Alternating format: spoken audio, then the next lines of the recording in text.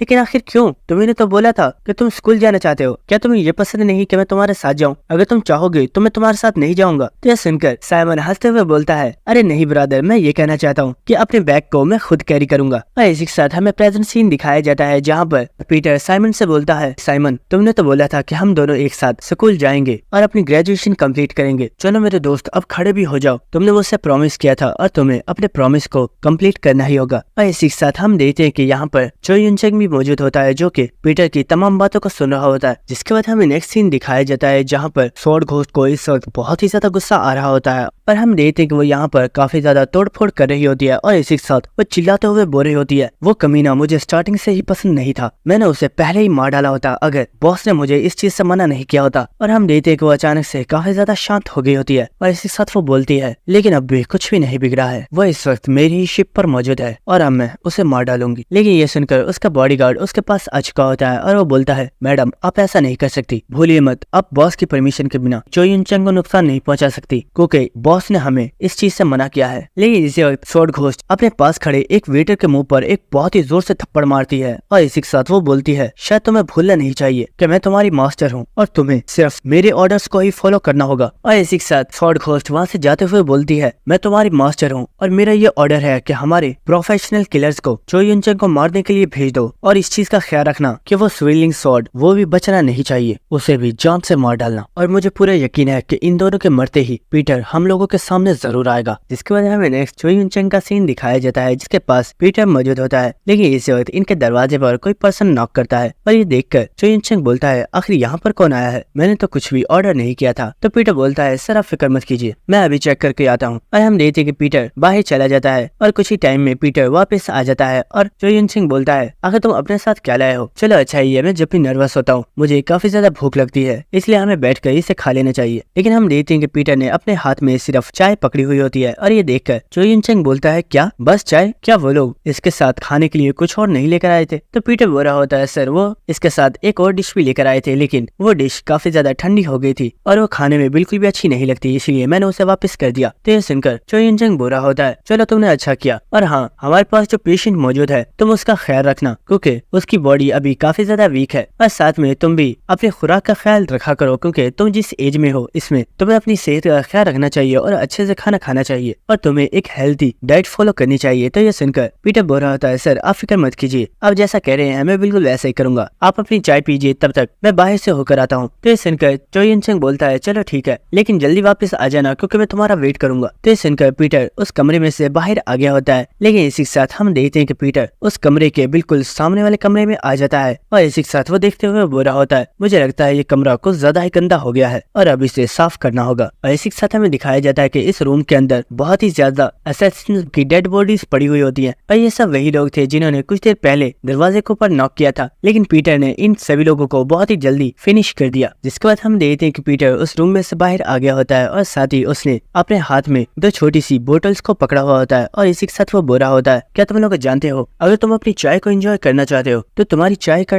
Temperature 60 degree होना चाहिए और अगर तुम उसे 75 डिग्री पर पियोगे तो वो तुम्हारे लिए बिल्कुल भी अच्छा नहीं होगा। और इसी के साथ हमें दिखाया जाता है कि पीटर के आसपास यहाँ पर और भी बहुत ही ज्यादा असैसिन्स आ चुके होते हैं। लेकिन इसी के साथ उनमें एक पर्सन बोल रहा होता है, ओए आखिर तो ये अचानक से हमसे चाय की बात क्यों कर रहा है? मुझे लगता है कि तूने अभी तक इस सिचुएशन को नहीं समझा है। चल अब जल्दी जा और अंदर से अपने बॉस को लेकर आ क्योंकि हम उसे मारने के लिए यहाँ पर आए हैं। तो सुनकर पीटर कुछ भी नहीं बोल रहा होता। लेकिन इसी के साथ वो पर्सन बोल रहा होता है, क्या तुझे सुनाई नहीं दिया? मैंने बोला कि जा और जाकर अपने VIP को बाहर लेकर आ। और आखिर तूने अपने हाथों में ये दो अजीब सी बोतल्स क्यों पकड़ी हुई हैं? तो सुनकर पीटर बोलता है, ये मैंने इसलिए पकड़ी हुई थी क्योंकि मैं तुम्हें बताना चाहता हूँ कि इस पर्सन को मारने के लिए गन्स की जरूरत नहीं है और हम अपने सामने वाले पर्सन को छोटी सी बोतल्स के जरिए भी मार सकते हैं। तो सुनकर वो पर्सन काफी ज्यादा हैरान हो गया होता है और वो अपनी गन को किम की तरफ पॉइंट करते हुए बोलता है, बच्चे मुझे लगता है कि तुझे अभी तक इस सिचुएशन की समझ नहीं आई है, क्योंकि तुम्हें ये तो नहीं लग रहा कि तुम अपने इन बोटल्स के जरिए हमारे साथ मुकाबला कर सकते हो। तुम भूलो मत, हम यहाँ पर 20 पीपल्स हैं और हम सभी के पास 20 गन्स हैं और तुम्हें मारने के लिए तो मेरी एक गन ही काफी है। लेकिन इसी के साथ वो पर्सन खुद भी काफी ज्यादा हैरान हो रहा होता है और वो सोच रहा होता है, हम सभी लोग इसके सामने गन्स लेकर खड़े हैं और इसके हाथ में सिर्फ 2 छोटी सी बोटल्स है, लेकिन इससे फिर भी हमसे बिल्कुल भी डर नहीं लग रहा। कहीं ऐसा तो नहीं कि ये कोई बॉडीगार्ड नहीं है, बल्कि ये भी हमारी तरह एक स्पेशल ट्रेन्ड असैसिन है। और इसी वक्त हम देखते हैं कि पीटर बहुत ही तेजी से वहाँ पर मूव करना स्टार्ट कर देता है और ये देखकर एक पर्सन बोलता है, हे आखिर तो कर क्या रहा है, मैं तुझे शूट कर दूंगा। लेकिन पीटर बोलता है, सॉरी लेकिन मैं टाइम वेस्ट करने के मूड में नहीं हूँ। और इसी वक्त पीटर बहुत ही तेज रफ्तार के साथ आगे बढ़ता है और वो इन सभी लोगों के ऊपर अटैक करना स्टार्ट कर देता है। और हम देखते हैं कि वो लोग भी पीटर के ऊपर शूट कर रहे होते हैं, लेकिन पीटर की स्पीड बहुत ही ज्यादा तेज होती है और वो बहुत ही तेजी के साथ इन सभी लोगों के ऊपर अटैक कर देता है। और ये देखकर इन लोगों का लीडर काफी ज्यादा शॉक हो गया होता है और वो सोच रहा होता है, ये सच में एक असैसिन है, लेकिन आखिर इसकी स्पीड हमसे इतनी ज्यादा फास्ट क्यों है। और हम देखते हैं कि पीटर बहुत ही तेजी के साथ उनके ऊपर अटैक करने के लिए जा रहा होता है और ये देखकर सभी लोग चिल्ला रहे होते हैं, आखिर देख क्या रहे हो, जल्दी करो और शूट करो। लेकिन पीटर बहुत ही तेजी से इन्हें डॉज कर रहा होता है, जिसकी वजह से वो बुलेट्स दूसरे लोगों को लग जाती है। और इसी वक्त हम देखते हैं कि पीटर अपनी उन दोनों बोटल्स को बहुत ही तेजी से उन लोगों के ऊपर थ्रो करता है और इन दोनों बोटल्स के टूटते ही यहाँ पर बहुत ही ज्यादा धुआं हो गया होता है और यहाँ पर जितने भी लोग होते हैं उन्हें कुछ भी नजर नहीं आ रहा होता। और इसी वक्त हम देखते हैं कि पीटर बहुत ही तेज रफ्तार के साथ आगे बढ़ता है और इसी वक्त वो एक पर्सन को पकड़ लेता है और इसी वक्त पीटर इन सभी लोगों को बहुत ही बुरी तरीके से पीटना स्टार्ट कर देता है। जिसके बाद हम देखते हैं कि अब यहाँ पर धुआं खत्म हो गया होता है, लेकिन पीटर ने इन सभी लोगों को मार डाला होता है और इसी के साथ वो बोल रहा होता है, तुम्हें कभी भी अपने वेपन के ऊपर इतना ज्यादा भरोसा नहीं करना चाहिए और कभी भी अपने ओपोनेंट को अंडर एस्टिमेट नहीं करना चाहिए। और इसी के साथ हम देखते हैं कि पीटर बहुत ही तेजी से भागता हुआ वहाँ से जा रहा होता है और इसी के साथ वो बोल रहा होता है, इन लोगों ने मेरा काफी ज्यादा टाइम वेस्ट कर दिया, अब मुझे जल्दी अपने नेक्स्ट टारगेट के पास जाना चाहिए ताकि मैं उसे भी फिनिश कर सकूं। और इसी के साथ हमें नेक्स्ट सीन दिखाया जाता है जहाँ पर हम देखते हैं कि एक पर्सन आकर स्वॉर्ड घोस्ट को उन असैसिन्स के बारे में बता रहा होता है और वो बोल रहा होता है, मैम आपने जितने असैसिन्स जो युनचेंग को मारने के लिए भेजे थे उन सभी को किसी पर्सन ने मार डाला है। तो इस पर्सन की बात सुनकर स्वॉर्ड घोस्ट काफी ज्यादा हैरान हो गई होती है और इसी के साथ वो सोच रही होती है, जिन डॉग्स को मैं इतने टाइम से पाल रही थी वो एक नॉर्मल पर्सन जो युनचेंग को भी नहीं मार सके, इसका साफ मतलब ये है कि यहाँ पर वो ओल्ड मैन आ चुका है। और इसी के साथ स्वॉर्ड घोस्ट बोलती है, जैसे मैंने सोचा था मेरा शक बिल्कुल ठीक था, उस चो युनचेंग के साथ यहाँ पर पीटर भी आया है और वो दोनों ही एक साथ हैं। ठीक है, इसी वक्त एक पर्सन स्वॉर्ड घोस्ट से बोलता है, मैम रेस्टोरेंट के अंदर एक प्रॉब्लम हो गई है और हमें हमारे लोगों ने बताया है कि वहाँ पर पीटर आ गया है और उसने हमारे तमाम लोगों को मार डाला है। ये सुनकर स्वॉर्ड घोस्ट काफी ज्यादा हैरान हो गई होती है और वो उस पर्सन से फोन को ले लेती है और इसी के साथ उस फोन पर बताया जा रहा होता है, मैम यहाँ पर एक बहुत बड़ी प्रॉब्लम हो गई है, इंजन रूम के अंदर पीटर ने अटैक कर दिया है और उसने सभी लोगों को मार डाला है। लेकिन इसी वक्त एक और पर्सन बोलता है, मैम क्या आप मुझे सुन रही हो, एक बहुत ही बड़ी प्रॉब्लम हो गई है, क्लब के अंदर पीटर ने अटैक कर दिया है और उसने हमारे सभी लोगों को मार डाला है। और इनकी बातें सुनकर स्वॉर्ड घोस्ट काफी ज्यादा हैरान हो रही होती है और वो एक सिगरेट का सुट्टा लगाती है और इसी के साथ वो सोच रही होती है, आखिर ये हो क्या रहा है, पीटर एक साथ इतनी ज्यादा जगह पर कैसे हो सकता है, क्या ये पीटर का कोई प्लान है। और इसी के साथ स्वॉर्ड घोस्ट बोलती है, आखिर ये सब हो क्या रहा है, जाओ और जाकर पता करो। तो वो पर्सन बोलता है, मैम मैं आपकी बात नहीं समझा, अभी तो कॉल पर उन्होंने बताया कि यहाँ पर पीटर ने अटैक किया है। तो स्वॉर्ड घोस्ट गुस्से में चिल्लाकर बोलती है, इडियट, आखिर पीटर एक साथ इतनी ज्यादा जगह पर कैसे हो सकता है, जाओ और जाकर पता करो, आखिर इतनी डिफरेंट प्लेसेस पर कोई एक पर्सन एक साथ अटैक कैसे कर सकता है। इसके बाद हमें शिप में पार्टी वाली जगह का सीन दिखाया जाता है और हम देखते कि यहाँ पर जितने भी लोग होते हैं वो सभी अपनी जान बचाकर भाग रहे होते हैं। और इसी के साथ कोई पर्सन बोल रहा होता है, सच में इस बारे में कोई भी पर्सन यकीन नहीं करेगा कि इस पूरी शिप के अंदर जितना भी कैओस मचा हुआ है ये सब हमारी वजह से हुआ है। और हम देखते हैं कि ये पर्सन और कोई नहीं बल्कि जी और होंग होते हैं और यहाँ पर ये जो कुछ भी हो रहा है ये सब कुछ इन दोनों की वजह से ही हुआ है।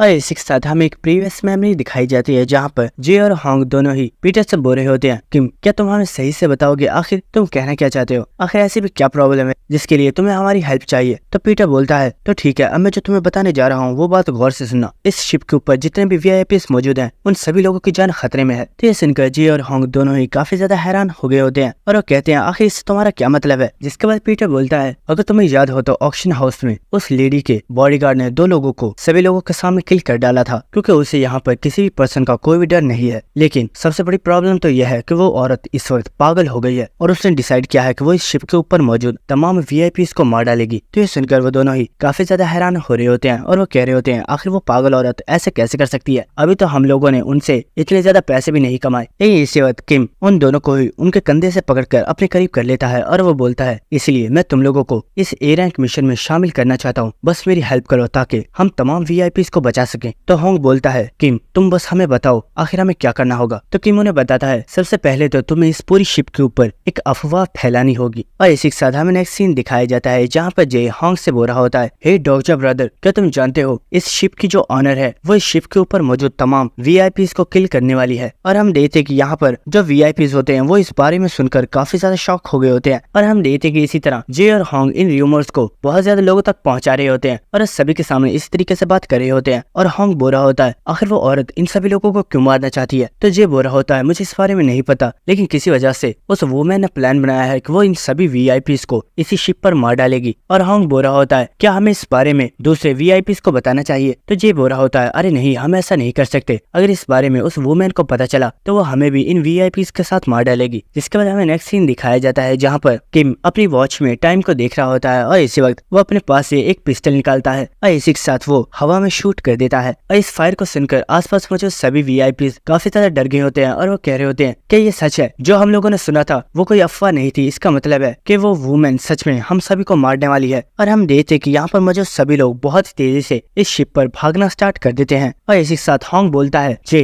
किम ने हमें सिग्नल दे दिया है, अब हमें वो करना है जिसका हमें उसने बोला था। और इसी के साथ वो दोनों ही बहुत ही जोर से चिल्लाते हुए बोलते हैं सभी लोग भागो और अपनी जान बचाओ, इस शिप के ऊपर पीटर ने अटैक कर दिया है। और सभी लोग यहाँ से बहुत ही तेजी से भागना स्टार्ट कर देते हैं। जिसके बाद हमें दोबारा से स्वॉर्ड घोस्ट का सीन दिखाया जाता है जहाँ पर उससे उसका सबऑर्डिनेट बोल रहा होता है मैम हमने VIPs को कंट्रोल करने की पूरी कोशिश की है, लेकिन हम लोग उन्हें कंट्रोल नहीं कर पा रहे और अब सारी सिचुएशंस हमारे कंट्रोल से बाहर है। तो ये सुनकर स्वॉर्ड घोस्ट अपने सिगरेट के बर्तन को बहुत ही जोर से उस पर्सन के सर पे मार देती है और वो यहीं पर नहीं रुकती बल्कि वो उस पर्सन को इस बर्तन के साथ किल कर देती है। और इसी के साथ वो बहुत ही ज्यादा गुस्से में बोल रही होती है तुम कचरे कहीं के, तुम लोग एक ओल्ड मैन को भी नहीं संभाल सकते, तुम लोग किसी भी काम के नहीं हो, मुझे खुद जाकर उस ओल्ड मैन को कैप्चर करना होगा। लेकिन इसी वक्त यहाँ पर स्वॉर्ड घोस्ट का बॉडीगार्ड आ गया होता है और वो बोलता है मैम अगर आप ऑर्डर दो तो मैं जाकर आपके लिए पीटर को कैप्चर कर सकता हूँ। तो सुनकर स्वॉर्ड घोस्ट पहले तो शांत हो गई होती है, लेकिन इसी के साथ वो काफी ज्यादा स्माइल करते हुए बोलती है नहीं, तुम्हें कुछ भी ऐसा करने की जरूरत नहीं है क्योंकि पीटर को पकड़ने के लिए मेरे पास एक और प्लान मौजूद है। और हम देखते हैं कि स्वॉर्ड घोस्ट खड़ी हो गई होती है और इसी के साथ हम देखते हैं कि वो एक कांच को तोड़कर उसके अंदर से उस बायोकेमिकल बॉम्ब फोटारोक को निकाल लेती है। और इसी के साथ वो काफी ज्यादा हंसते हुए बोलती है इस शिप के ऊपर जितने भी VIPs मौजूद हैं मुझे उनमें से किसी की भी परवाह नहीं है क्योंकि अब मेरा मोटिव सिर्फ पीटर को किल करना है। और हम देखते हैं स्वॉर्ड घोस्ट ने फोटारोक को यूज कर दिया होता है और वो जो केमिकल गैस होती है वो इस पूरी शिप के अंदर फैलना स्टार्ट कर देती है। और हम देखते हैं कि किम ने भी इस गैस को देख लिया होता है और इस गैस को देखकर किम बहुत ही ज्यादा शॉक हो गया होता है और वो सोच रहा होता है कहीं ये वुमेन पागल तो नहीं हो गई कि इसने सच में मुझे पकड़ने के लिए फोटारोक का इस्तेमाल किया है। और हम देखते हैं कि इस गैस की वजह से आसपास जितने भी मौजूद होते हैं वो सभी बहुत ही पेनफुली तरीके से मरना स्टार्ट हो गए होते हैं। और हम देखते हैं कि ये गैस पूरी शिप के अंदर फैल रही होती है और पीटर भी बहुत ही तेज रफ्तार के साथ यहाँ से भागता हुआ जा रहा होता है। और इसी के साथ वो सोच रहा होता है फोटारोक गैस बहुत ही जल्दी पूरी शिप के अंदर फैल जाएगी, लेकिन इस पूरी शिप के अंदर हजारों की तादाद में लोग मौजूद हैं और खास तौर पर यहाँ पर मेरे अपने भी मौजूद हैं जिन्हें मेरे ऊपर बहुत ही ज्यादा ट्रस्ट है और मैं उनमें से किसी को भी मरने नहीं दे सकता। और इसी के साथ किम मुस्कुराते हुए बोलता है स्वॉर्ड घोस्ट शायद तुम्हें ये लगता है कि ये फोटारोक मुझे मारने के लिए काफी है, लेकिन शायद तुम जानते नहीं कि इस तरह की सिचुएशन से मैं अपनी 70 ईयर की लाइफ में कई बार निपट चुका हूँ। जिसके बाद हम देखते हैं कि किम भागते हुए सोच रहा होता है इस शिप के ऊपर बहुत ही ज्यादा लोग मौजूद हैं और एक बार में ही सभी लोगों को इस डेंजर के बारे में नहीं बताया जा सकता। और एक पॉसिबिलिटी भी थी कि अगर यहाँ पर कोई सायरन मौजूद होता तो बहुत ही आसानी से सभी लोगों को डेंजर के बारे में बताया जा सकता था, लेकिन मैंने इस पूरी शिप को चेक कर लिया है और इस पूरी शिप के ऊपर कोई भी डेंजर अलार्म मौजूद नहीं है। और अगर इन सभी लोगों को बचाना है तो उन सभी लोगों को इस शिप के ऊपर एरिया में जाना होगा ताकि गैस जल्दी उन तक ना पहुंच पाए। और इसी के साथ किम भागते हुए सोच रहा होता है साइमन अभी भी अपने कमरे के अंदर मौजूद है और अगर मैं जल्दी उस तक नहीं पहुंचा तो इस गैस की वजह से उसकी डेथ हो जाएगी। और हम देखते हैं कि किम भागते हुए साइमन की रूम की तरफ ही जा रहा होता है, लेकिन यहाँ पर रश बहुत ही ज्यादा हो गया होता है क्योंकि यहाँ पर इस गैस की वजह से सभी लोगों के दरमियान में भगड़ मची हुई होती है। लेकिन इसी वक्त पीटर बहुत ही ज्यादा हैरान हो गया होता है क्योंकि हम देखते हैं कि चो यून चेंग साइमन को उठाकर बहुत ही तेजी से भागता हुआ इस तरफ ही आ रहा होता है और इसी वक्त चो यून चंग पीटर के पास पहुंच गया होता है। तो उससे पीटर बोलता है, सर क्या आप ठीक हो? तो वो कह रहा होता है, फिक्र मत करो, मैं बिल्कुल ठीक हूँ और मैं तुम्हारे दोस्त को भी अपने साथ ले आया हूँ। जिसके बाद चो यून चंग बोलता है कि मैं जानता हूँ कुछ ऐसी चीजें हैं जो तुम कवर करना चाहते हो, इसलिए अगर तुम चाहो तो यहाँ से जा सकते हो और फिक्र मत करो, तुम्हारे इस दोस्त को मैं कुछ भी नहीं होने दूंगा और इसे यहाँ से सही सलामत निकालना मेरी रिस्पॉन्सिबिलिटी है। तो ये सुनकर पीटर भी काफी ज्यादा शॉक हो गया होता है और इसी के साथ वो सोच रहा होता है, मैंने कभी नहीं सोचा था कि वो छोटा बच्चा जो एक टाइम पर बहुत ही ज्यादा घबराया हुआ था, वो आज इतना ज्यादा यंग और ब्रेव पर्सन बन चुका है। और इसी के साथ पीटर हंसते हुए बोलता है, मिस्टर प्रेसिडेंट तो ठीक है, मैं सब कुछ आपके ऊपर छोड़ता हूँ, आप फिक्र मत कीजिए, मैं जल्दी वापस आऊंगा। और हम देखते हैं कि पीटर बहुत ही तेजी के साथ वहाँ से भागना स्टार्ट कर देता है और ये देखकर चो यून चंग बहुत ही ज्यादा शॉक हो गया होता है और वो बोलता है, पीटर तुम रॉन्ग डायरेक्शन में जा रहे हो, उसी तरफ से बायोकेमिकल गैस आ रही है। और इसी के साथ चो यून चंग सोच रहा होता है, मैं किम को रोकना चाहता था लेकिन मैं उसे रोक नहीं पाया क्योंकि मुझे उसके ऊपर यकीन है कि वो इस सिचुएशन को हैंडल कर सकता है। क्योंकि आज मैंने जिस फीलिंग को महसूस किया था, ये फीलिंग आज से कई साल पहले मैंने उस वक्त महसूस की थी जब मैं पीटर के साथ था। और इसी के साथ हमें पीटर को दिखाया जाता है जो कि बहुत ही तेज रफ्तार के साथ भागते हुए इसी गैस की तरफ जा रहा होता है और इसी के साथ उसने अपने चेहरे के ऊपर एक मास्क भी लगा लिया होता है। इसके बाद हमें स्वॉर्ड घोस्ट का सीन दिखाया जाता है और हम देखते हैं कि उसने यहाँ पर म्यूजिक ऑन किया हुआ होता है और साथ ही यहाँ पर काफी ज्यादा लोग होते हैं जिनकी इस पॉइजन गैस की वजह से डेथ हो रही होती है और वो काफी ज्यादा चिल्ला रहे होते हैं। और इसी के साथ हम देखते हैं कि वो यहाँ पर अपने कुछ साथियों को वाइन डालकर दे रही होती है और इसी के साथ वो काफी ज्यादा हंसते हुए बोलती है, तो पीटर फाइनली मैं तुमसे जीत ही गई। और इसी के साथ वो अपने बॉडीगार्ड से बोलती है, तुम इतनी ज्यादा फिक्र क्यों कर रहे हो, तुम्हें बॉस की परवाह है ना कि वो क्या कहेंगे, लेकिन मुझे ये बताओ कि अगर वो चो यून चंग की बॉडी को पहचान ही नहीं पाए तो वो हमें कुछ कैसे बोलेंगे। लेकिन इस वक्त हम देखते हैं कि ये शिप अचानक से हिलना स्टार्ट हो जाती है और यहाँ पर सारा सामान गिरना स्टार्ट हो गया होता है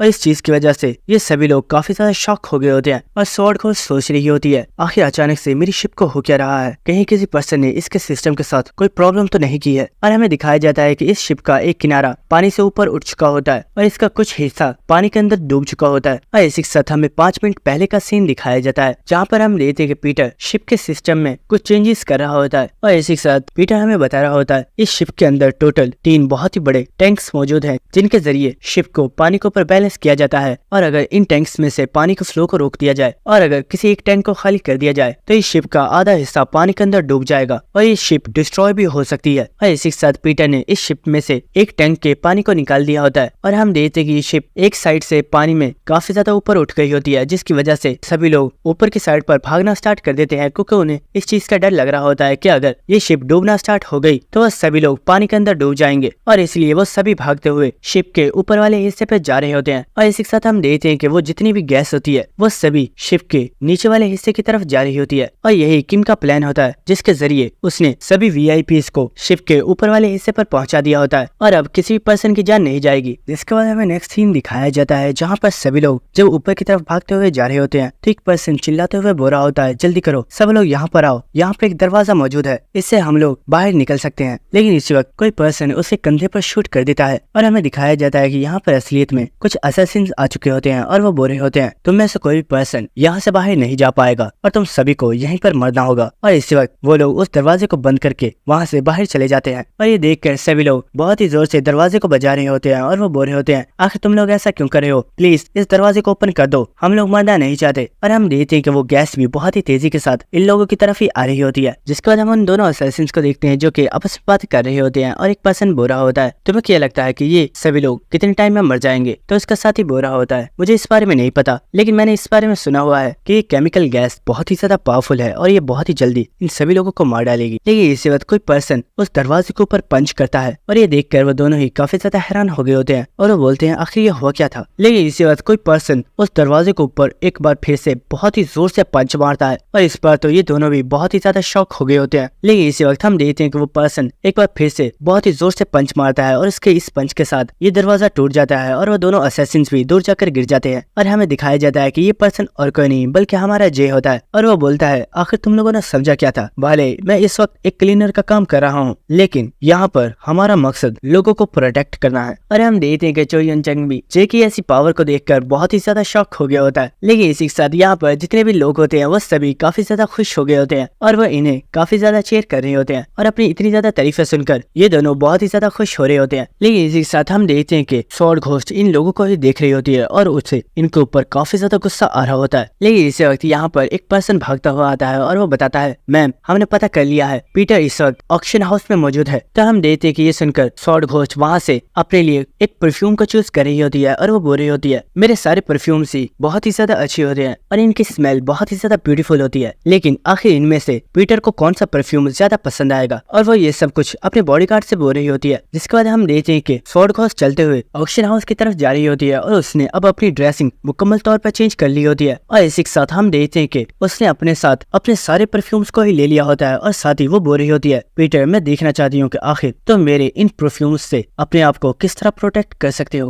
और इसी के साथ हमें ऑक्शन हाउस का सीन दिखाया जाता है जहाँ पर स्वॉर्ड घोस्ट और उसका बॉडीगार्ड दोनों ही आगे होते हैं और उनके सामने ही पीटर खड़ा हुआ होता है। और उसे देखकर स्वॉर्ड घोस्ट बोलती है, तो पीटर फाइनली हम लोगों की मुलाकात हो ही गई। लेकिन इसी के साथ वो बोलती है, हे आखिर तुम यहाँ पर क्या कर रहे हो, तुम तो पीटर नहीं हो, तो आखिर तुम यहाँ पर क्यों आए हो। और हम देखते हैं कि यहाँ पर किम खड़ा हुआ होता है जिसने अपने हाथ में माइक को लिया हुआ होता है, लेकिन पीटर उसका कोई भी जवाब नहीं दे रहा होता। तो स्वॉर्ड घोस्ट बोलती है, मुझे लगता है तुम ऐसे नहीं बोलने वाले, इसलिए मैं तुम्हारी जबान को ही काट दूंगी। लेकिन इसी वक्त पीटर माइक पर बोलना स्टार्ट करता है। तो दोस्तों आज इस शिप के ऊपर सबसे आखिरी और फाइनल ऑक्शन की आइटम को सेल किया जाएगा। उस आइटम के बारे में आप सभी लोग जानते हैं और जो लोग इस बारे में नहीं जानते तो मैं उन्हें बता दूं कि वो आइटम कुछ और नहीं बल्कि इस शिप की ऑनर है जिन्हें सभी लोग दी स्वॉर्ड घोस्ट के नाम से जानते हैं। और पीटर की बात सुनकर स्वॉर्ड घोस्ट बोल रही होती है, तुम कुछ ज्यादा ही बकवास करते हो, मुझे तुम्हारा मुंह बंद करना ही होगा। लेकिन इसी के साथ पीटर बोल रहा होता है, तो दोस्तों आप लोगों को क्या लगता है स्वॉर्ड घोस्ट जिसे जापान की सबसे ज्यादा स्ट्रॉन्गेस्ट स्वॉर्ड वुमन माना जाता है उसकी स्टार्टिंग प्राइस क्या होनी चाहिए। और इसी के साथ पीटर बोलता है, मेरे ख्याल से $100 ठीक रहेगा। ये सुनकर स्वॉर्ड घोस्ट को बहुत ही ज्यादा गुस्सा आ गया होता है और वो अपनी स्वॉर्ड को निकालकर किम के ऊपर अटैक करने के लिए जा रही होती है, लेकिन उसका बॉडीगार्ड उसे रोक लेता है। और इसी के साथ पीटर बोल रहा होता है, दोस्तों आखिर क्या हुआ, आप सब लोग इतने ज्यादा खामोश क्यों हैं? मुझे लगता है शायद आपको स्टार्टिंग प्राइस पसंद नहीं आई। चलिए मैं हमारी स्टार्टिंग प्राइस को $50 कर देता हूँ, क्या आप ठीक है? और हम देखते हैं कि उस बॉडीगार्ड को भी काफी ज्यादा गुस्सा आ रहा होता है, लेकिन वो पीटर की बातें सुन रहा होता है। और इसी के साथ पीटर बोल रहा होता है, दोस्तों मुझे लगता है कि आप लोग स्वॉर्ड घोस्ट को कुछ ज्यादा ही अंडर एस्टिमेट कर रहे हैं, लेकिन क्योंकि आप में से कोई भी बोली नहीं लगा रहा इसलिए मैं हमारी स्टार्टिंग प्राइस को $20 बल्कि 20 नहीं मैं इसे $10 कर देता हूँ। क्या कोई नहीं, अब भी कोई भी बोली नहीं लगाना चाहता? और इसी के साथ पीटर काफी ज्यादा गुस्से में बोलता है, स्वॉर्ड घोस्ट आपको फिक्र करने की जरूरत नहीं है, यहाँ पर किसी भी पर्सन ने आपके ऊपर कोई भी बोली नहीं लगाई, लेकिन मैं आपको रेटिंग जरूर देना चाहूंगा, $0 ठीक रहेगा ना? लेकिन स्वॉर्ड घोस्ट काफी ज्यादा गुस्से में बोल रही होती है, बास्टर्ड मैं तुम्हारी बॉडी के टुकड़े टुकड़े कर दूंगी। लेकिन इसी वक्त पीटर बोलता है, स्वॉर्ड घोस्ट उस दिन तुम्हें क्या लगा था, क्या तुमने सच में साइमन को हरा दिया था या फिर तुम्हें लगता है कि तुम इतनी ज्यादा स्ट्रॉन्ग हो कि तुम साइमन को हरा सकती हो? नहीं, तुम इतनी ज्यादा स्ट्रॉन्ग नहीं हो और तुम कभी उसके जितनी स्ट्रॉन्ग बन भी नहीं सकती। और इसी के साथ हम देखते हैं कि पीटर ने भी अपनी स्वॉर्ड को निकाल लिया होता है और इसी के साथ वो बोल रहा होता है, और मुझे पूरा यकीन है कि साइमन अपने फुल पोटेंशियल के साथ फाइट नहीं कर पाया होगा, लेकिन फिक्र मत करो क्योंकि आज मैं तुम्हें दिखाऊंगा कि साइमन की स्वेलिंग स्वॉर्ड टेक्निक कितनी ज्यादा पावरफुल है। और हम देखते हैं कि पीटर फाइट करने के लिए साइमन के स्टाइल में आ चुका होता है और ये देखकर स्वॉर्ड घोस्ट और उसका बॉडीगार्ड दोनों ही बहुत ही ज्यादा शॉक हो चुके होते हैं। लेकिन इसी के साथ स्वॉर्ड घोस्ट बोलती है, तुम्हारी ये तमाम बातें ही बकवास है, वो पर्सन जिसकी ये टेक्निक है वो तो मुझे हरा नहीं पाया, तो तुम जैसा एक न्यूबी जिसने कुछ टाइम पहले ही ये टेक्निक सीखी है वो मुझे क्या हराएगा। और इसी के साथ हम उस बॉडीगार्ड को देखते हैं जो कि सोच रहा होता है, मैडम ने बिल्कुल ठीक कहा, इन दोनों की ही एजेस में बहुत ही ज्यादा डिफरेंट है और ये बिल्कुल इम्पॉसिबल है कि ये पर्सन उस टेक्निक को मुकम्मल तौर पर मास्टर कर ले। लेकिन आखिर इस पर्सन का पोस्चर साइमन के पोस्चर के बिल्कुल एग्जैक्ट सेम कैसे है? और वो बॉडीगार्ड जब पीटर की आंखों में देखता है तो काफी ज्यादा शॉक हो गया होता है और वो सोच रहा होता है ये पर्सन बहुत ही ज्यादा डेंजरस है। और इसी वक्त वो स्वॉर्ड घोस्ट से बोलता है, मैम आपको फाइट करने की जरूरत नहीं है, इस पर्सन से मैं फाइट करूंगा। लेकिन स्वॉर्ड घोस्ट बोलती है, यहाँ से पीछे हो जाओ। तो वो बॉडीगार्ड बोलता है, मैम प्लीज मेरी बात सुनिए, इससे मुझे फाइट करने दीजिए। लेकिन हम देखते हैं कि इसी वक्त स्वॉर्ड घोस्ट बहुत ही ज्यादा गुस्से में अपने बॉडीगार्ड से बोलती है, मैंने कहा पीछे हो जाओ यहाँ से। और स्वॉर्ड घोस्ट की ऐसी लुक को देखकर वो बॉडीगार्ड भी काफी ज्यादा हैरान हो गया होता है और वो पीछे हो जाता है। और इसी के साथ वो सोच रहा होता है, मुझे याद है ये लुक मैंने उस वक्त देखी जब स्वॉर्ड घोस्ट ने अकेले ही पूरे वांडरिंग क्लैन को डिस्ट्रॉय कर दिया था। और इसी के साथ हमें एक प्रीवियस मेमोरी दिखाई जाती है और हम वांडरिंग क्लैन के लीडर को देखते हैं जो कि बोल रहा होता है, तुम अपने आप को घोस्ट कहती हो, लेकिन क्या तुम्हें सच में लगता है कि तुम मेरे इतने ज्यादा लोगों का सामना कर पाओगी? तुम्हें यहाँ नहीं आना चाहिए था, शायद तुम जानते नहीं कि मेरे सेक्ट के अंदर 2000 से भी ज्यादा लोग हैं और अगर तुम अपनी स्वॉर्ड के साथ मेरे आदमियों में से कोई 100-200 लोगों को मार भी डालती हो तो मुझे उससे कोई भी फर्क नहीं पड़ेगा, क्योंकि तुम्हें मारने के लिए मेरी पिस्टल की एक बुलेट ही काफी है। और उसने अपनी गन को स्वॉर्ड घोस्ट की तरफ पॉइंट कर दिया होता है। लेकिन इसी वक्त हम देखते हैं कि स्वॉर्ड घोस्ट अचानक से सामने से गायब हो गई होती है। ये देखकर वो पर्सन काफी ज्यादा हैरान हो गया होता है और वो सोच रहा होता है आखिर लड़की कहाँ गई, वो अभी बिल्कुल मेरे सामने थी। लेकिन इसी वक्त वो बोल रहा होता है आखिर ये हुआ क्या है, मेरी बॉडी के ऊपर इतना ज्यादा ब्लड क्यों पड़ा हुआ है और मुझे ऐसे क्यों लग रहा है कि मेरी बॉडी मेरी आंखों के सामने पड़ी हुई है। लेकिन इसी के साथ हमें पता चलता है कि असलियत में स्वॉर्ड घोस्ट ने तो बहुत ही ज्यादा तेज रफ्तार के साथ इस लीडर की गर्दन कट कर दी होती है। और इसी के साथ वो बॉडीगार्ड सोच रहा होता है उस दिन पहली मर्तबा मैंने मैडम की आंखों में इस तरह का गुस्सा देखा था और उस दिन उस गुस्से ने सारे वॉन्डरिंग क्लैन को अपनी लपेट में ले लिया और हमारी मैडम ने पूरे वॉन्डरिंग क्लैन को डिस्ट्रॉय कर दिया। और इसी के साथ हम देखते हैं कि स्वॉर्ड घोस्ट अपने शूज को उतार रही होती है और वो बोल रही होती है मैं तुमसे पूछना चाहती हूँ कि आखिर तुम किस तरीके से मरना चाहते हो और अगर मरने से पहले तुम्हारी कोई आखिरी विश है तो तुम वो भी बता सकते हो। और ये देखकर पीटर सोच रहा होता है आखिर ये अपने शूज क्यों उतार रही है, क्या ये अपने शूज इसलिए उतार रही है ताकि इसका वेट थोड़ा कम हो सके और इसे फाइट करने में आसानी हो सके। देखिए इसी के साथ स्वॉर्ड घोस्ट बोल रही होती है मैं जानती हूँ तुम इस वक्त क्या सोच रहे होगे, लेकिन अब सोचने का कुछ भी फायदा नहीं है क्योंकि जब तक तुम इस बारे में पता करोगे तुम्हारी डेथ हो चुकी होगी। और इसी के साथ हम देखते हैं कि इस वक्त स्वॉर्ड घोस्ट की बॉडी के अंदर से एक बहुत ही ज्यादा खतरनाक ऑरा निकल रहा होता है और इसी वक्त स्वॉर्ड घोस्ट वहाँ से गायब हो गई होती है। और ये देखकर किम काफी ज्यादा हैरान हो गया होता है और वो सोच रहा होता है आखिर अचानक से कहाँ पर गायब हो गई है। ये इसी वक्त किम को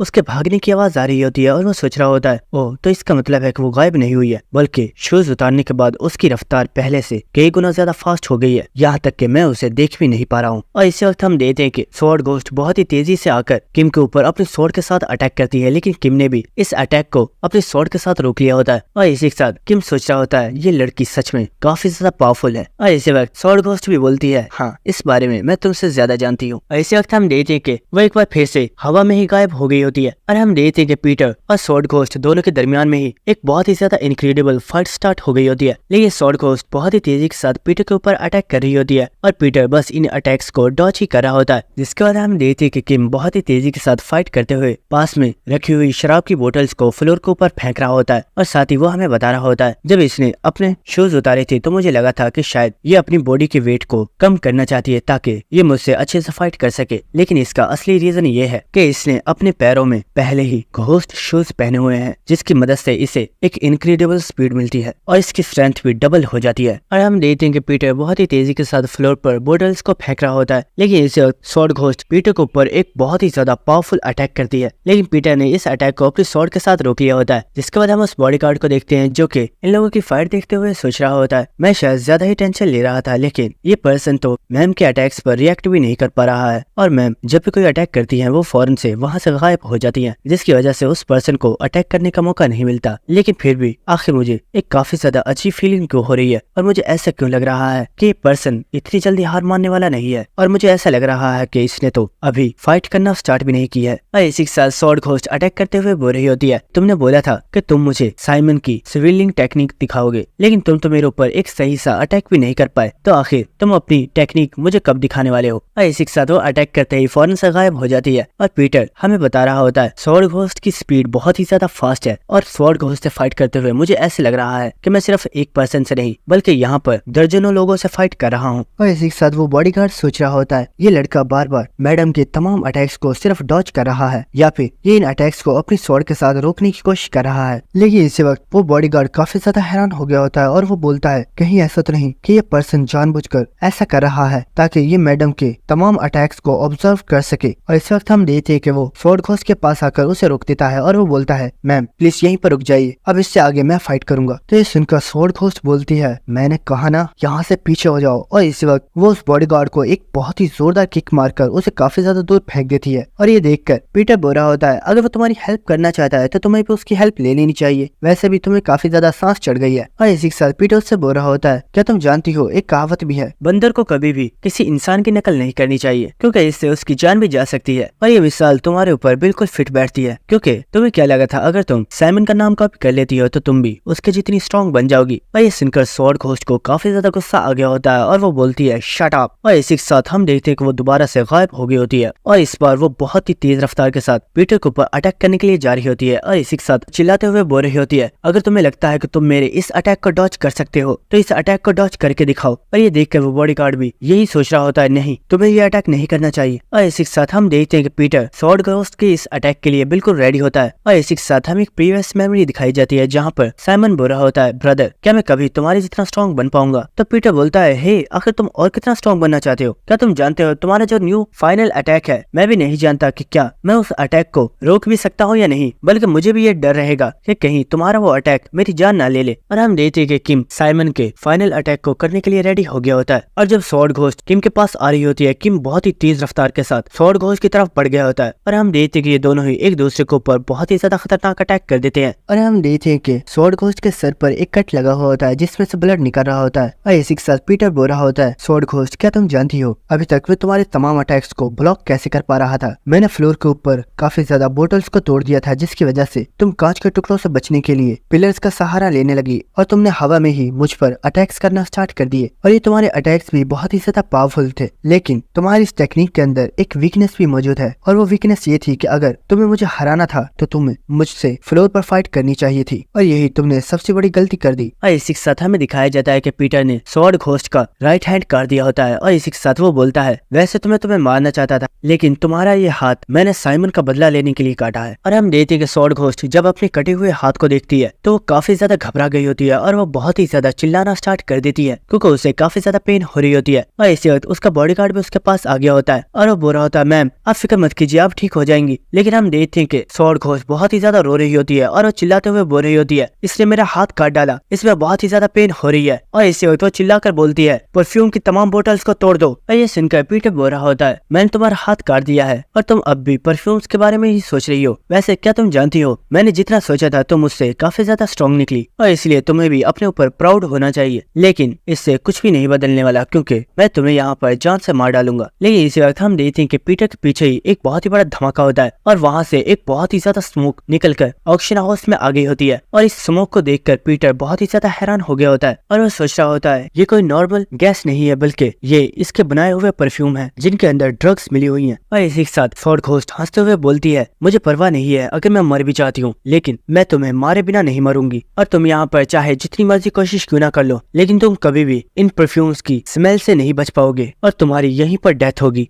जिसके बाद हम देखते हैं कि वो पूरी गैस पूरे ऑक्शन हाउस में फैल गई होती है और पीटर मुकम्मल तौर पर इस परफ्यूम के अंदर कवर हो चुका होता है। और ये देखकर स्वॉर्ड घोस्ट काफी ज्यादा हंसना स्टार्ट कर देती है और वो हंसते हुए बोल रही होती है, तुम्हें स्ट्रगल करता हुआ देखकर मुझे काफी ज्यादा अच्छा लग रहा है, और क्योंकि तुमने मेरा हाथ भी काट दिया है तो अब तुम्हें इसकी सजा तो मिलेगी। और इसी के साथ वो बोल रही होती है, क्या तुम जानते हो, जब उस स्विगलिंग स्वॉर्ड सेंट ने इस परफ्यूम को स्मेल किया था तो वो कुछ ही सेकेंड्स में बहुत ही ज्यादा ड्रंक हो गया था और उसे लग रहा था कि उसे सिर्फ हेलुसिनेशन हो रही है। जिसके बाद उसने अपनी आईज को क्लोज करके मेरी आवाज को सुनकर स्वॉर्ड चलाना स्टार्ट कर दिया। लेकिन वो ये नहीं जानता था कि मेरी इस परफ्यूम का असर सीधा इंसान के दिमाग पर होता है और ये परफ्यूम इंसान के दिमाग को मुकम्मल तौर पर ब्लैंक कर देता है और इंसान को कुछ भी समझ नहीं आती कि वो क्या कर रहा है। और स्वॉर्ड घोस्ट बोल रही होती है, मेरे परफ्यूम्स किसी भी पर्सन को कुछ ही टाइम में बहुत ही ज्यादा ड्रंक कर देते हैं, और यहाँ पर तुम ही नहीं, अगर यहाँ पर पीटर भी मौजूद होता तो उसके साथ भी बिल्कुल यही होता, जिसके बाद मैं उसे जान से मार डालती। और इसी के साथ हम देखते हैं कि स्वॉर्ड घोस्ट पीटर के ऊपर अटैक करने के लिए रेडी हो गई होती है और वो बोल रही होती है, जैसा मैंने बोला था मैं तुम्हारी बॉडी के टुकड़े टुकड़े कर दूंगी। और इसी वक्त वो पीटर के ऊपर अटैक करने के लिए जा रही होती है, लेकिन अचानक से वो काफी ज्यादा हैरान हो गई होती है और हमें दिखाया जाता है कि पीटर, जिसे उस परफ्यूम की गैस ने मुकम्मल तौर पर कवर किया होता है, लेकिन पीटर को इस वक्त कुछ भी नहीं हुआ होता क्योंकि उसने अपनी सांस को रोका हुआ होता है। और इसी के साथ पीटर इस वक्त अपने स्वॉर्ड के ऊपर अपने कपड़ों को बांध रहा होता है और ये देखकर स्वॉर्ड घोस्ट काफी ज्यादा हैरान हो गई होती है। और इसी के साथ वो बॉडीगार्ड सोच रहा होता है, आखिर ये लड़का कर क्या रहा है और इसने अपने कपड़ों को अपने स्वॉर्ड के ऊपर क्यों बांध दिया है, आखिर ये इसके साथ क्या करने की सोच रहा है। जिसके बाद स्वॉर्ड घोस्ट बोल रही होती है, मुझे तो लगा था कि तुम ड्रंक हो गए होगे, लेकिन तुमने तो अपनी सांस को रोका हुआ है, लेकिन आखिर तुम कब तक अपनी सांस को रोक कर रख पाओगे। और इसी वक्त वो पीटर के ऊपर अटैक करने के लिए आगे बढ़ गई होती है और इसी के साथ वो पीटर से चिल्लाते हुए बोल रही होती है, तुम जब तक चाहो अपनी सांस को रोक कर रख सकते हो, लेकिन मैं तुम्हें सांस लेने पर मजबूर कर दूंगी। लेकिन इसी वक्त हम देखते हैं कि पीटर एक शराब की बोतल को तोड़कर उस शराब को अपने स्वॉर्ड के ऊपर डाल लेता है। और जब स्वॉर्ड घोस्ट किम के ऊपर अटैक करने के लिए आ रही होती है तो वो बोलता है, स्वॉर्ड घोस्ट तुमने बिल्कुल ठीक कहा, लेकिन तुम्हारा अंदाजा बिल्कुल गलत है, क्योंकि मैं भी तब से इसी चीज का वेट कर रहा था कि आखिर कब तुम अपने परफ्यूम्स को इस्तेमाल करने वाली हो, ताकि मैं तुम्हें ये दिखा सकूं कि तुम अपने परफ्यूम्स के बिना बिल्कुल पावरलेस हो और तुम अपने परफ्यूम्स का इस्तेमाल किए बिना किसी भी पर्सन को नहीं हरा सकती। और इसी वक्त पीटर एक लाइटर के साथ अपनी स्वॉर्ड के ऊपर आग लगा देता है और इसी के साथ पीटर अपनी स्वॉर्ड को आसमान में उठाता है और हम देखते हैं कि पीटर के आसपास जितनी भी परफ्यूम गैस मौजूद होती है वो सभी आग के कांटेक्ट में आते ही डिस्ट्रॉय हो जाती है। और ये देखकर स्वॉर्ड घोस्ट काफी ज्यादा हैरान हो गई होती है और इसी के साथ उसका बॉडीगार्ड भी काफी ज्यादा शॉक हो गया होता है और वो सोच रहा होता है आखिर ये पर्सन इस बारे में कैसे जानता है कि मैडम के परफ्यूम्स को फायर के साथ डिस्ट्रॉय किया जा सकता है। क्या इसका मतलब ये तो नहीं कि जब फर्स्ट टाइम इसने इन परफ्यूम्स को स्मेल किया था तो उसी वक्त इसने इन परफ्यूम के एट्रीब्यूट्स के बारे में पता कर लिया था। और ये देखकर स्वॉर्ड घोस्ट को बहुत ही ज्यादा गुस्सा आ रहा होता है, लेकिन इसी के साथ वो काफी ज्यादा हंसते हुए बोलती है आखिर तुम्हें क्या लगता है तुम्हारी इतनी सी आग मेरी सारी परफ्यूम को खत्म करने के लिए काफी है। ये गैस इस पूरे ओशन हाउस के अंदर फैल चुकी है और तुम अपनी स्वॉर्ड के साथ इस सारी गैस को खत्म नहीं कर सकते और बहुत ही जल्दी तुम इस परफ्यूम की वजह से ड्रंक हो जाओगे और फिर मैं तुम्हें एक बहुत ही ज्यादा ब्रूटली तरीके से किल कर दूंगी। तो ये सुनकर पीटर बोलता है क्या तुम्हें सच में ये लगता है? शायद तुम समझी नहीं, लेकिन आज सिर्फ इस ऑक्शन हाउस को ही नहीं बल्कि मैं तुम्हारी पूरी शिप को ही आग लगा दूंगा। और इस वक्त पीटर अपनी स्वॉर्ड से फ्लोर के ऊपर अटैक करता है और हम देखते हैं कि पीटर ने जैसे ही फ्लोर पर अटैक किया होता है इस पूरे फ्लोर के ऊपर आग लग जाती है। और ये देखकर स्वॉर्ड घोस्ट काफी ज्यादा हैरान हो गई होती है और ये देखकर वो बॉडीगार्ड काफी ज्यादा हैरान हो गया होता है और वो सोच रहा होता है मुझे लगा था कि इस पर्सन ने फ्लोर पर उन बोटल्स को इसलिए थ्रो किया है ताकि ये बोटल्स के कांच के टुकड़ों की वजह से मैडम की स्पीड को स्लो कर सके, लेकिन इसका असली मकसद तो मुझे अब पता चला है। इसी के साथ हम देखते हैं कि स्वॉर्ड घोस्ट को किम के ऊपर बहुत ही ज्यादा गुस्सा आ रहा होता है और वो चिल्लाते हुए बोलती है बास्टर्ड मैं तुम्हें जान से मार डालूंगी। और वो इसी वक्त बहुत ही तेज रफ्तार के साथ पीटर के ऊपर अटैक कर देती है और पीटर भी बहुत ही आसानी से स्वॉर्ड घोस्ट के इन अटैक्स को रोक रहा होता है। और इसी के साथ वो सोच रहा होता है स्वॉर्ड घोस्ट की स्पीड पहले से बहुत ही ज्यादा स्लो हो गई है और इसी के साथ वो अब अपनी स्वॉर्ड को भी सही तरीके से यूज नहीं कर पा रही क्योंकि इसने हमेशा से ही अपनी स्वॉर्ड को सिर्फ राइट हैंड से ही प्रैक्टिस किया है और यही वजह है कि स्वॉर्ड घोस्ट अपने लेफ्ट हैंड से अपनी स्वॉर्ड को स्टेबल तरीके से यूज नहीं कर पा रही। और मैं जानता हूँ कि स्वॉर्ड घोस्ट इस वक्त अपने आप को बहुत ही ज्यादा पावरलेस महसूस कर रही है क्योंकि स्वॉर्ड घोस्ट बहुत पहले ही अपने लिमिट पर पहुंच चुकी है और वो और ज्यादा फाइट नहीं कर सकती। लेकिन इसी वक्त पीटर काफी ज्यादा हैरान हो गया होता है और वो बोलता है वाओ मैंने ये एक्सपेक्ट नहीं किया था कि तुम अपनी मैडम के साथ कुछ ऐसा करोगे। और हमें दिखाया जाता है कि उस बॉडीगार्ड ने स्वॉर्ड घोस्ट की गर्दन पर अटैक करके उसे बेहोश कर दिया होता है। इसी के साथ पीटर बोल रहा होता है वैसे तुमने इसे बेहोश करके अच्छा किया क्योंकि अगर इसी तरह से इसका ब्लड लॉस होता रहा तो बहुत ही जल्दी इसकी डेथ हो जाएगी और अगर तुम्हें इसे बचाना है तो तुम्हें इसके हाथ को जल्दी से ट्रीट करना होगा। और इसी के साथ पीटर बोल रहा होता है तुम मुझसे जब से फाइट करना चाहते थे तो क्या अब मेरे नेक्स्ट ओपोनेंट तुम हो। लेकिन हम देखते हैं कि उस बॉडीगार्ड ने स्वॉर्ड घोस्ट को उठा लिया होता है और वो बोल रहा होता है तुम्हें मैडम को चोट नहीं पहुंचानी चाहिए थी, तुमने इन्हें चोट पहुंचाकर बहुत ही बड़ी गलती कर दी है। लेकिन इस वक्त हम देखते हैं कि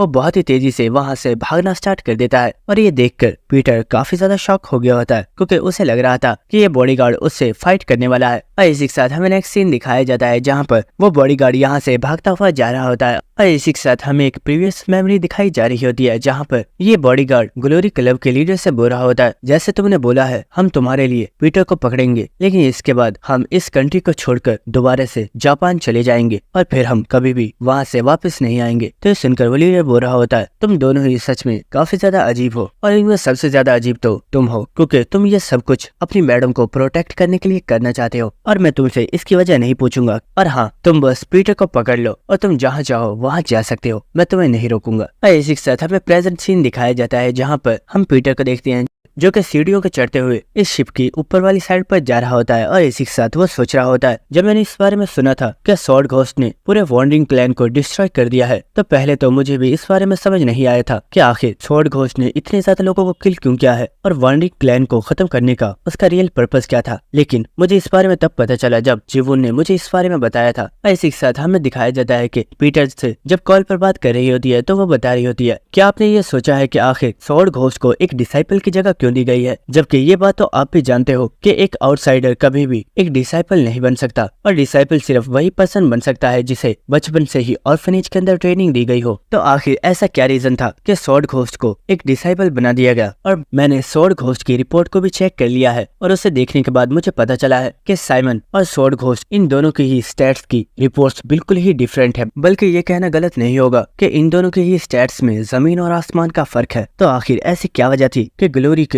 न्यू लीडर ने स्वॉर्ड घोस्ट को एक डिसाइपल के तौर पर एक्सेप्ट कर लिया। लेकिन असल बात तो ये है कि स्वॉर्ड घोस्ट कभी भी एक डिसाइबल बनने के बिल्कुल भी वर्ती नहीं थी। और इसी के साथ जीवोन बोल रही होती है, ब्रदर मैंने स्वॉर्ड घोस्ट के बारे में और भी काफी ज्यादा इन्फॉर्मेशन निकाली है, जिसे देखने के बाद मुझे पता चला है कि स्वॉर्ड घोस्ट ने वार्निंग क्लैन को इसलिए डिस्ट्रॉय किया था क्योंकि वो उनसे अपना रिवेंज लेना चाहती थी। और इस रिवेंज को उसने अकेले ही कंप्लीट नहीं किया, बल्कि एक पर्सन ने इस रिवेंज को कंप्लीट करने में उसकी हेल्प की है, और सबसे बड़ा डेंजर वही पर्सन है। और इसी के साथ हम देखते हैं कि पीटर चलता हुआ उस शिप के ऊपर वाले हिस्से पर आ गया होता है, और इसी के साथ हमें दिखाया जाता है कि अब इस पूरी शिप के ऊपर आग लग चुकी होती है और कुछ ही टाइम में ये आग इस पूरी शिप को डिस्ट्रॉय कर देगी। और इसी के साथ पीटर किसी पर्सन से बोल रहा होता है, मैंने इस बारे में काफी ज्यादा सोचा, लेकिन मुझे इस बारे में समझ नहीं आया कि आखिर ऐसी क्या वजह थी कि उसे इस टाइटल को एक्सेप्ट करना पड़ा। क्या वो किसी पर्सन को प्रोटेक्ट करना चाहती थी या फिर कोई पर्सन उसे प्रोटेक्ट करना चाहता था, लेकिन शायद मैं अब भी उसकी सिचुएशन को समझ नहीं पाया हूँ, और शायद मैं तुम्हारी सिचुएशन को भी नहीं जानता कि ऐसी क्या वजह है कि तुम इतने टाइम से सिर्फ उसके सबऑर्डिनेट बनकर जिंदगी गुजार रहे हो। क्यों, मैंने ठीक कहा ना, द रियल डिसाइपल साइमन। और इसी के साथ हमें दिखाया जाता है कि पीटर जिस पर्सन से बात कर रहा होता है वो और कोई नहीं बल्कि स्वॉर्ड घोस्ट का बॉडीगार्ड होता है, जिसका असली नाम काइगा